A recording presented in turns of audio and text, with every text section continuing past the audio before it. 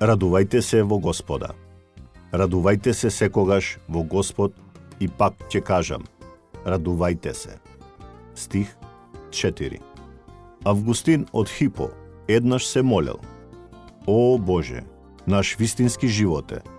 Да те познаваме е живот. Да ти служиме е слобода. Да уживаме во тебе е царство.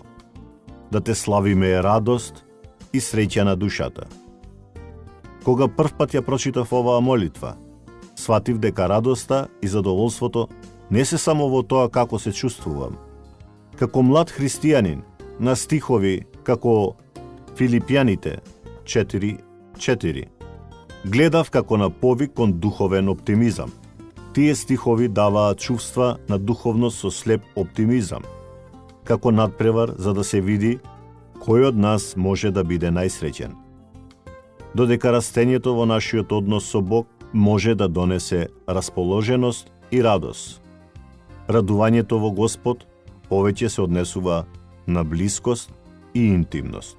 Павле пишува дека научил да биде задоволен во секоја ситуација.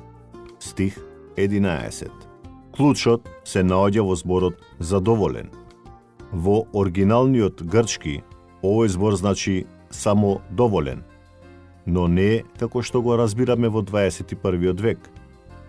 Павле вели дека е задоволен, затоа што Бог ќе му даде се што е потребно за да помине низ ситуацијата. Тој е самодоволен поради Божјата доволност. Без разлика, дали ви е лесно да се радувате во Бог или ви представува борба. Не грижете се. Како што пишува во Јаков 4:8, приближете се кон Бога и Тој ќе се приближи кон вас. Нека Бог ни даде храброст да престанеме да бараме радост и да почнеме да бараме блискост со Бог. Може би ќе откриеме дека Бог и Господовата радост биле тука со нас цело време. April Fiat. Додека се молите, замолете го Бог да се приближи. Бидете милостиви кон себе си, додека барате блискост со Бог.